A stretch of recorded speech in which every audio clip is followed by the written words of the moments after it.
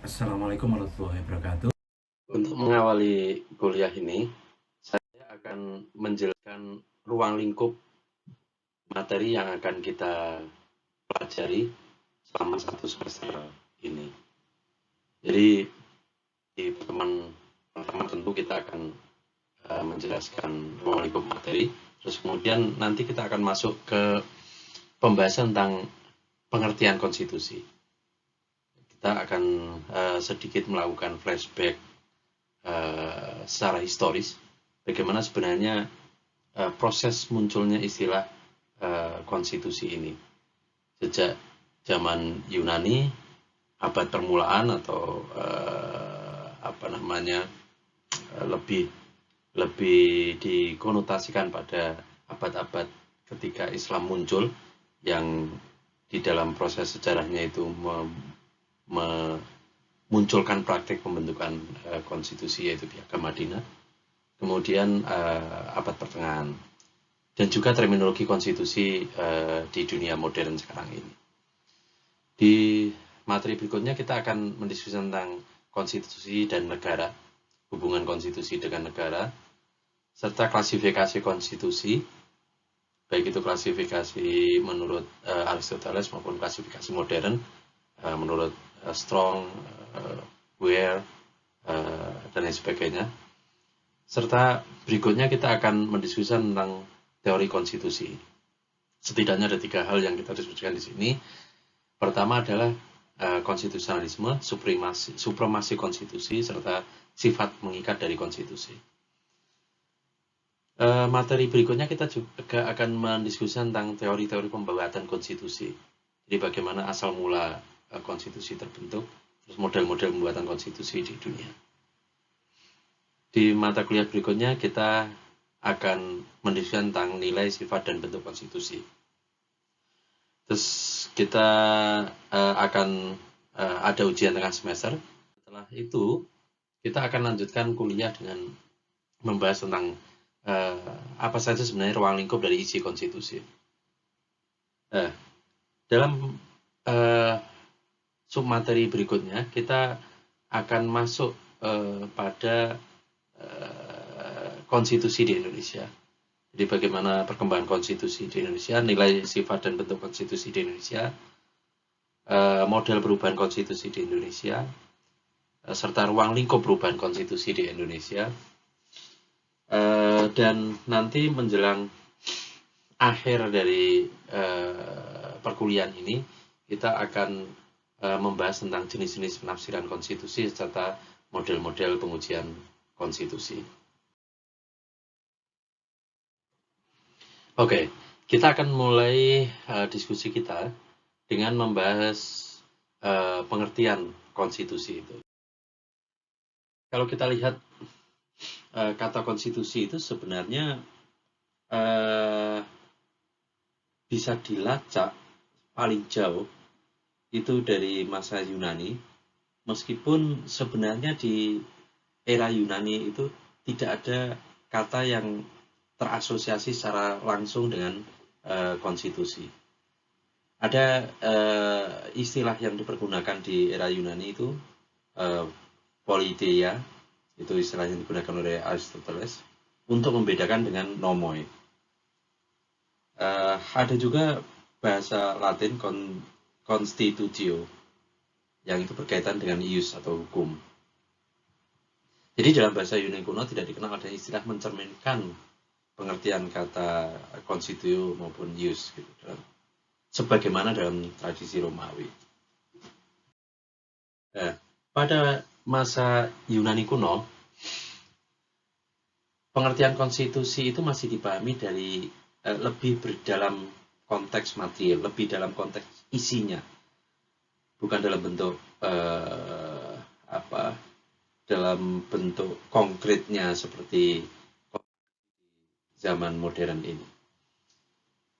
Sebagaimana saya sampaikan tadi, kalau kita lacak di era Yunani itu, Aristoteles menulis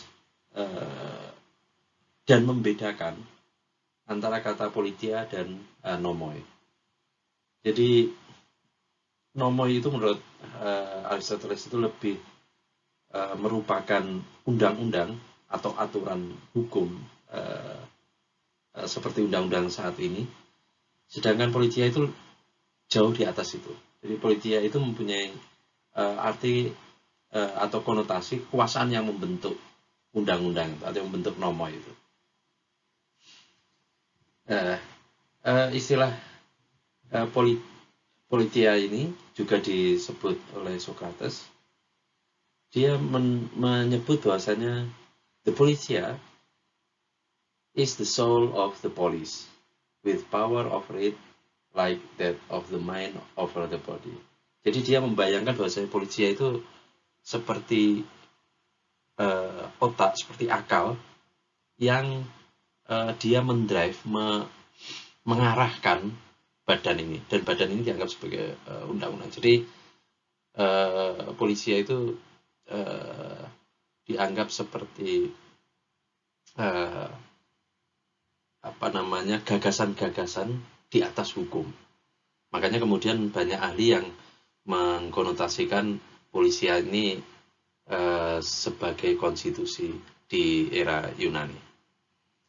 Dalam kebudayaan Yunani, istilah konstitusi berhubungan erat dengan ucapan Respublica Constituere yang melahirkan semboyan Princeps Legibus Solutus Est Salus Publica Supreme Leg, yang artinya rajalah yang berhak menentukan struktur organisasi negara karena dialah satu-satunya pembuat undang-undang. Jadi semboyan ini sebenarnya dipengaruhi oleh tradisi Romawi, karena Yunani juga pernah dijajah oleh Romawi. Jadi di era Romawi itu kaisar atau raja itu dianggap mendapatkan mandat dari rakyat atau translatio empiri, yang kemudian dalam melaksanakan mandat tersebut raja membuat hukum, tetapi karena dalam konteks Romawi itu karena rakyat sudah memberikan mandat kepada raja, maka raja tidak bisa dimintai pertanggungjawaban karena mandat itu sudah diserahkan sebelumnya,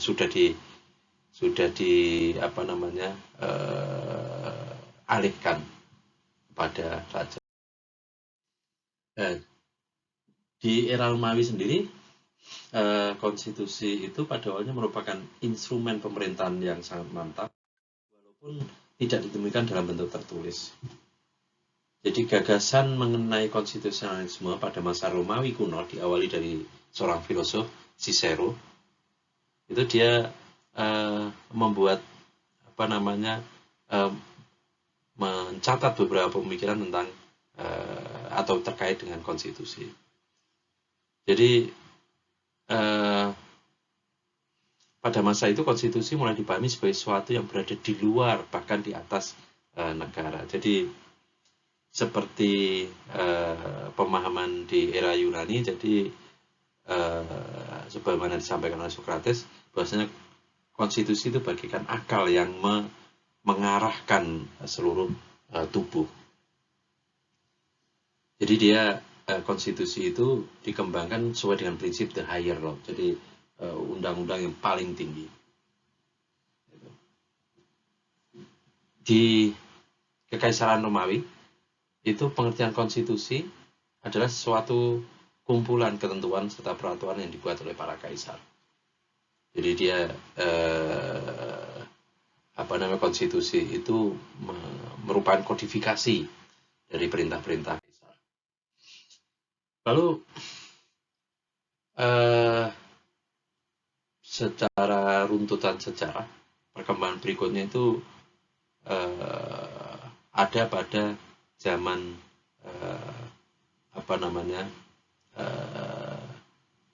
Islam.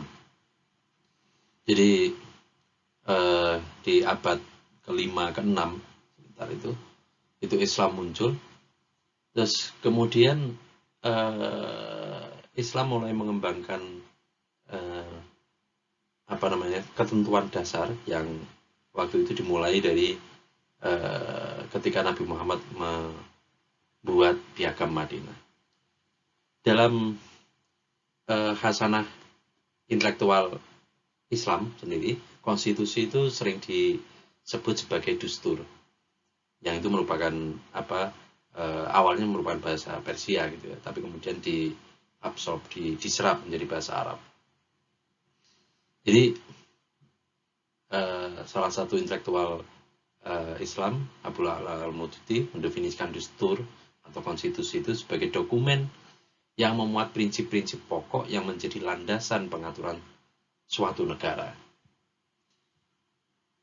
Menurut Abdul Wahab Khalaf, konstitusi itu yang menjadi landasan pengaturan suatu negara itu dalam praktek sejarah Islam itu umumnya berisi tentang jaminan atas hak asasi manusia dan jaminan atas persamaan kedudukan semua orang di mata hukum tanpa membedakan keyakinan agama, sosial, kekayaan pendidikan, dan lain sebagainya.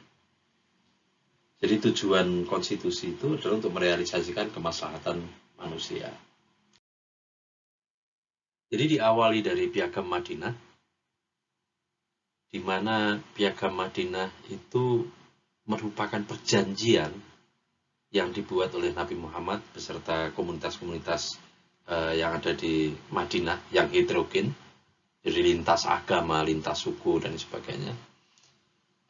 Dan mereka bersepakat untuk hidup secara rukun, saling menghargai, dan saling membantu. Menurut Munawir Ghazali, Piagam Madinah ini meletakkan landasan bagi kehidupan bernegara dalam masyarakat maju di Madinah. Jadi dia mendeklarasikan pentingnya persatuan, kerukunan, dan yang dibangun berdasarkan atau di atas landasan kesetaraan.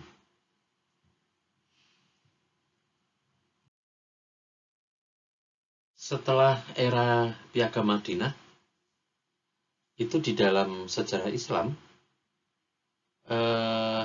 negara pertama yang membuat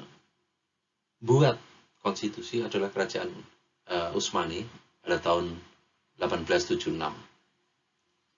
Jadi Sultan Abdul Hamid waktu itu menandatangani konstitusi yang terdiri dari 12 bab dan 113 pasal, di mana konstitusi ini banyak dinilai dipengaruhi oleh konstitusi Belgia. Jadi konstitusi Kerajaan Utsmani ini mengatur bahwasanya Sultan itu memegang kekuasaan kekhalifahan Islam yang menjadi pelindung agama Islam. Ini kalau kita ingat gelar raja-raja Jawa Muslim di awal-awal masuknya Islam seperti Mataram dan sebagainya, ini rata-rata gelar raja atau sultan itu seperti gelar yang dipegang oleh sultan di Kerajaan Utsmani. Jadi dia pemimpin agama sekaligus pemimpin pemerintahan.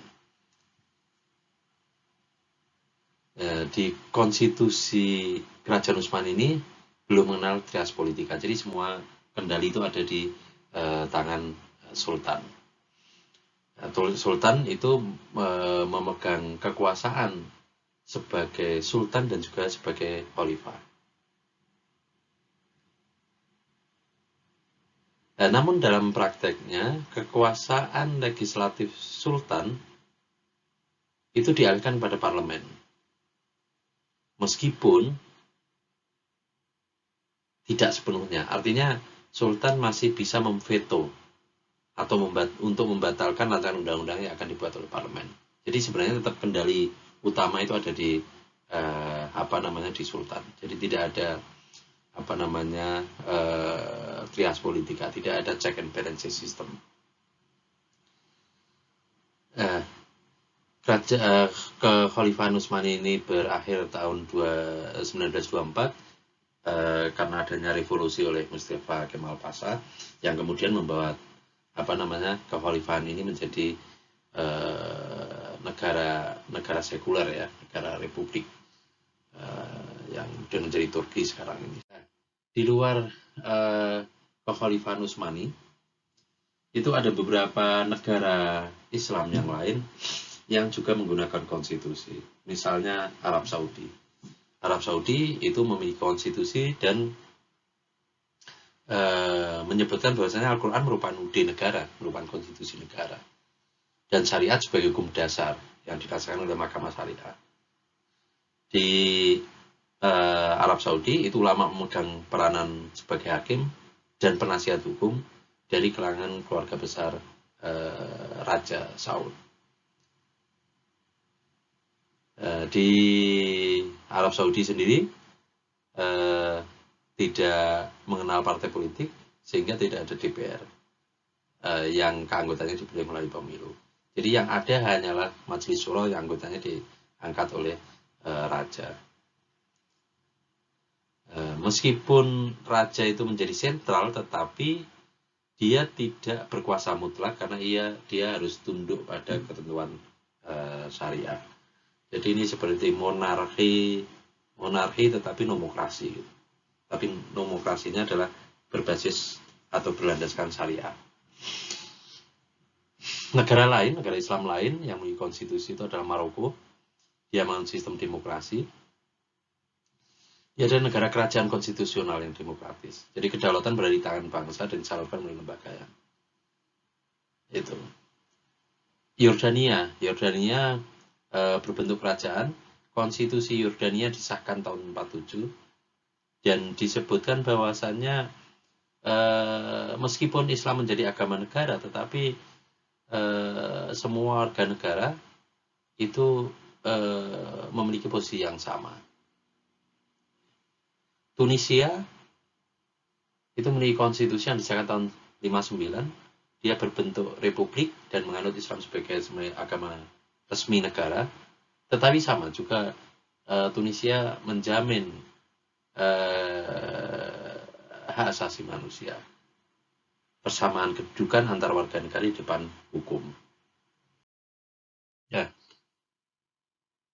Di fase berikutnya itu, setelah fase Islam dalam konteks ini ya, itu ada juga fase konstitusi di era abad pertengahan, di mana ditandai oleh munculnya pergeseran dalam politik di beberapa negara di Eropa, terutama Inggris saat itu. Jadi di Inggris saat itu muncul pemberontakan dan perlawanan rakyat kepada raja, dan akhirnya menghasilkan adanya perjanjian antara rakyat dengan raja. Perjanjian ini menghasilkan atau membuahkan yang namanya leges fundamentalis atau aturan-aturan fundamental.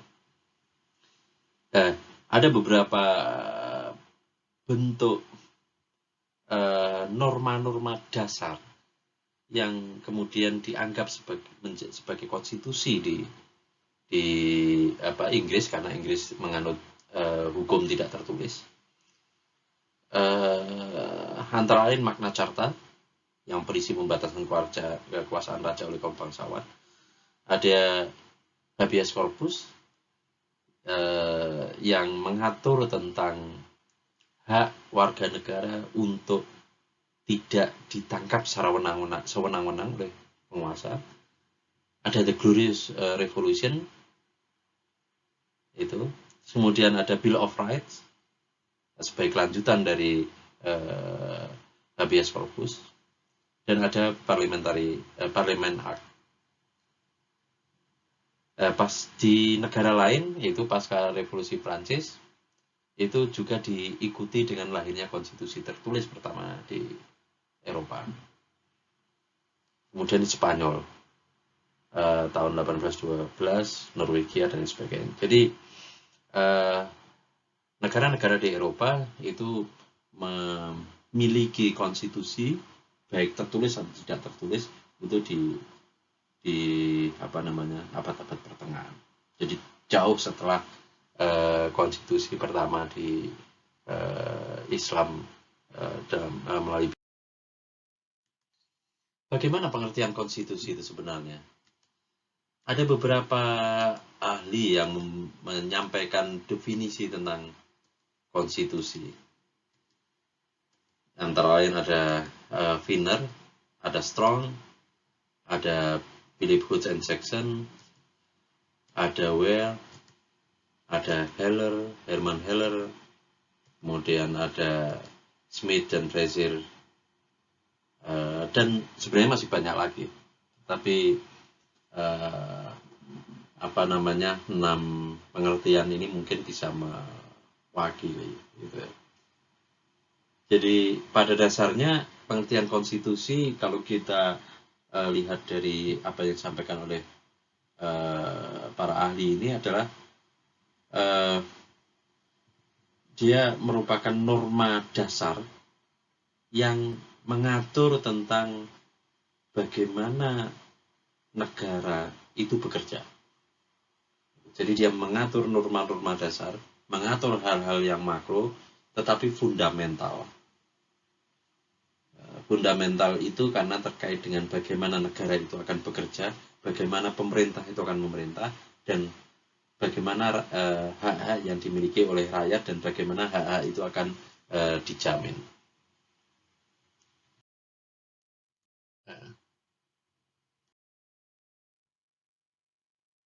Di sisi lain juga sebenarnya ada banyak pendapat dan itu menjadi pendapat yang mainstream bahwasannya konstitusi itu sebenarnya lebih luas daripada Undang-Undang Dasar. Jadi Herman Heller itu menyebut bahwasannya konstitusi itu mencerminkan kehidupan politik dalam masyarakat sebagai suatu kenyataan, baik sosiologis maupun politis. Konstitusi merupakan satu kaidah yang hidup dalam masyarakat. Konstitusi yang ditulis dalam satu naskah sebagai hukum sebagai hukum tertinggi atau undang-undang dasar itu hanya merupakan sebagian dari pengertian konstitusi itu sendiri. Jadi sebenarnya UUD itu merupakan konstitusi yang tertulis, tetapi dia tidak merupakan satu-satunya konstitusi. Artinya ada norma-norma dasar yang dia tidak tertulis dalam UUD, tetapi dia sebenarnya merupakan fondasi dari berjalannya sebuah negara.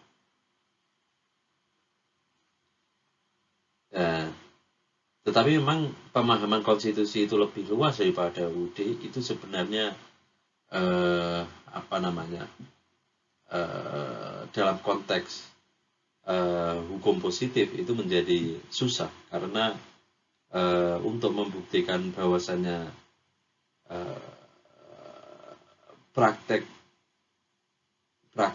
yang diakui, praktek-praktek dalam kehidupan sosial politik yang diakui dan diyakini oleh masyarakat, tetapi dia tidak tertuang secara tertulis dalam UUD, itu kebenarannya itu sangat relatif dan itu nanti sangat membutuhkan pengesahan oleh otoritas tertentu, misalnya Mahkamah Konstitusi.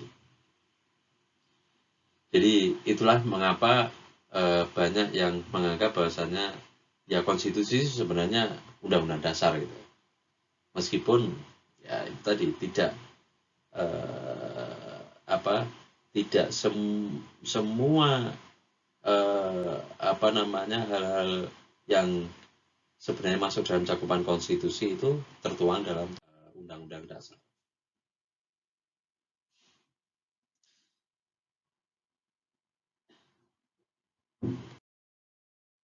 Bagaimana hubungan konstitusi dengan negara? Jadi, eksistensi konstitusi dalam kehidupan suatu negara itu, terutama negara modern saat ini, itu merupakan suatu yang sangat krusial. Jadi, hampir semua negara pasti memiliki konstitusi. Semua negara modern ini. Hamid At-Tamimi itu menyampaikan bahwa konstitusi dalam negara sangat penting sebagai pemberi pegangan dan pemberi batas, sekaligus dipakai sebagai pegangan dalam mengatur bagaimana kuasa negara harus dijalankan. Jadi konstitusi itu penting karena dia menjadi acuan sekaligus membatasi kekuasaan.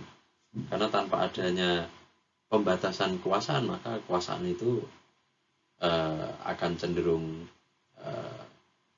korup, akan cenderung otoriter, akan cenderung mengabdi pada kepentingan pemegang kekuasaan.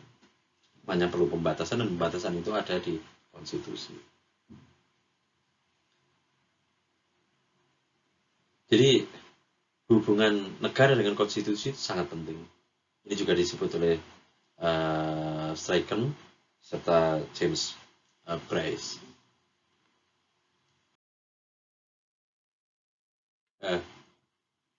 Kita juga bisa melihat kedudukan konstitusi dalam sejarah. Jadi kedudukan konstitusi itu sangat dinamis. Kalau kita lihat dari perspektif historis ya. Jadi pada masa di mana monarki absolut itu banyak dipakai, jadi sebelum era modern sekarang ini, konstitusi itu dipakai sebagai alat untuk melegitimasi kekuasaan raja. Itu termasuk juga yang terjadi di beberapa negara-negara kerajaan zaman dahulu ya. Kemudian yang kedua itu pada masa peralihan feodal monarki ke demokrasi. Jadi itu masa-masa di menjelang Perang Dunia Pertama sampai Perang Dunia Kedua gitu ya. Itu kedudukan konstitusi menjadi benteng pemisah rakyat dengan penguasa. Jadi awalnya begitu. Kemudian berangsur-angsur berfungsi sebagai alat rakyat dalam perjuangan melawan golongan penguasa. Jadi konstitusi itu menjadi alat pembenar bagi rakyat untuk melakukan bargaining dengan pemegang kekuasaan.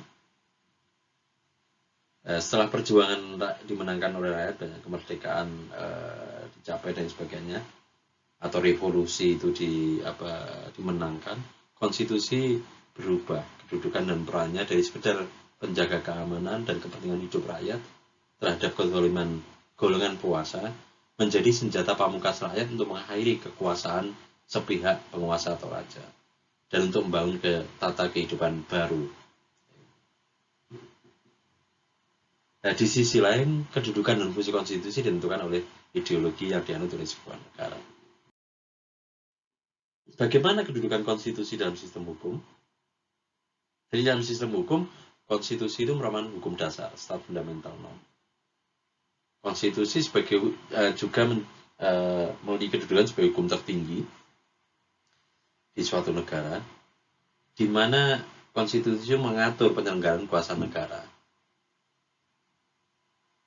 yang membatasi perilaku pemerintahan secara efektif, membagi kekuasaan, menentukan lembaga negara, bagaimana lembaga negara bekerja sama satu sama lain, bagaimana hubungan di antara lembaga negara, bagaimana menjamin hak-hak warga negara dari tindakan kesenang-wenangan, serta menjadi landasan struktural penyelenggaraan pemerintahan.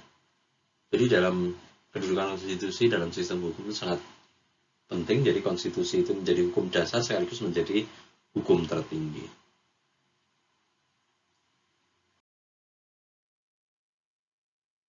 Bagaimana fungsi dan tujuan konstitusi? Fungsi konstitusi itu adalah untuk membatasi tindakan sewenang-wenang pemerintah, menjamin hak-hak rakyat yang diperintah, dan menetapkan pelaksanaan kekuasaan yang berdaulat.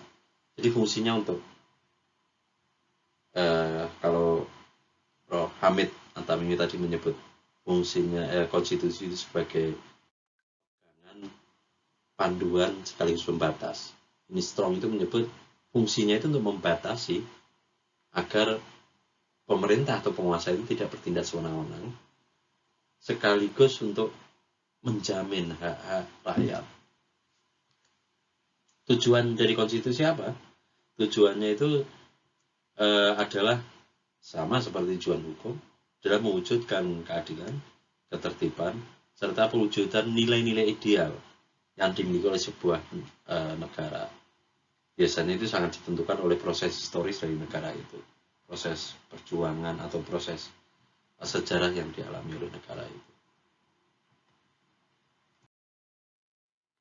Jadi demikian kira-kira untuk sesi ini ada beberapa hal yang tadi kita diskusikan, mulai dari apa itu pengertian konstitusi, kemudian bagaimana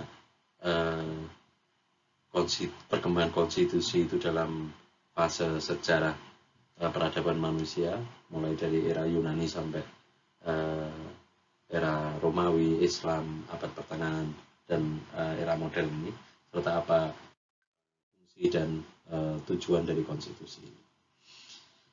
Hal-hal lain nanti akan kita bicarakan di pertemuan berikutnya, terutama terkait dengan apa klasifikasi konstitusi, bagaimana sifat konstitusi, dan lain sebagainya. Kira-kira demikian materi yang bisa saya sampaikan, dan sekali lagi subscribe channel saya untuk mengikuti kuliah-kuliah ini, sekaligus aktifkan notifikasinya agar rekan-rekan mahasiswa bisa mendapatkan informasi ketika saya mengupload materi pembelajaran terbaru. Dan model kuliah online semacam ini akan terus kita pertahankan sampai situasi terkait dengan coronavirus ini berakhir. Semoga kita semua aman. Wallahul muwaffiq. Assalamualaikum warahmatullahi wabarakatuh.